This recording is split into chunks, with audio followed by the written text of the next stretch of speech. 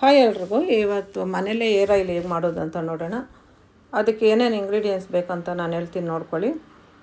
ಇವಾಗ ಸ್ಟವ್ ಮೇಲೆ ಒಂದು ಪಾತ್ರೆ ಇಟ್ಟು ಮೆಂತ್ಯಕಾಳು ಒಂದು ಹಿಡಿಯೋಷ್ಟು ಹಾಕ್ಕೊಳ್ಳಿ. ಅದು ಮೊಳಕೆ ಕಟ್ಟಿರೋ ಮೆಂತ್ಯಕಾಳು.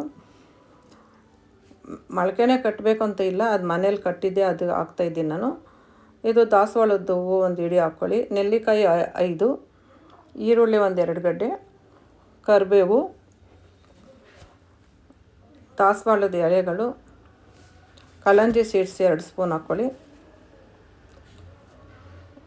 ಇವಾಗ ಕೊಬ್ಬರಿ ಎಣ್ಣೆನ ಒಂದು ಅರ್ಧ ಲೀಟ್ರ್ ಹಾಕ್ಕೊಳ್ಳೋಣ.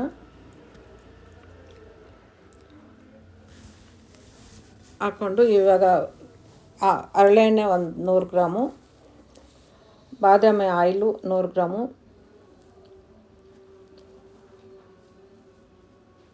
ಆಲೋವೆರಾನ ನಾನು ಮನೆಯಲ್ಲೇ ಇತ್ತು, ಅದು ಕಟ್ ಮಾಡ್ಕೊಬಂದು ಹಾಕ್ತಾಯಿದ್ದೀನಿ. ಈಗ ಎಲ್ಲ ಹಾಕ್ಬಿಟ್ಟು ಚೆನ್ನಾಗಿ ಕುದಿಸ್ಬೇಕು, ಕಪ್ಪಗಾಗೋವರೆಗೂ ಕುದಿಸ್ಕೊಳ್ಳಿ.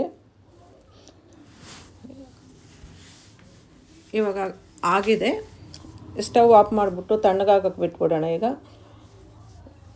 ಇವಾಗ ತಣ್ಣಗಾಗಿದೆ, ಸೋದಿಸ್ಕೊಳ್ಳೋಣ. ಫಿಲ್ಟ್ರ್ ಮಾಡಿಕೊಂಡು ಒಂದು ಏರ್ ಟೈಟ್ ಬಾಟ್ಲಿನಲ್ಲಿ ಹಾಕಿದ್ರೆ ಒಂದು 2-3 ತಿಂಗಳು ಬರುತ್ತೆ. ಇದು ನೀವು ವಾರಕ್ಕೆ 2 ಸತಿ ಹಚ್ಕೊಂಡು ಸ್ನಾನ ಮಾಡಿದ್ರೆ ತುಂಬ ಗ್ರೋತ್ ಆಗುತ್ತೆ, ಕಪ್ಪಗಾಗುತ್ತೆ ಕೂದಲು.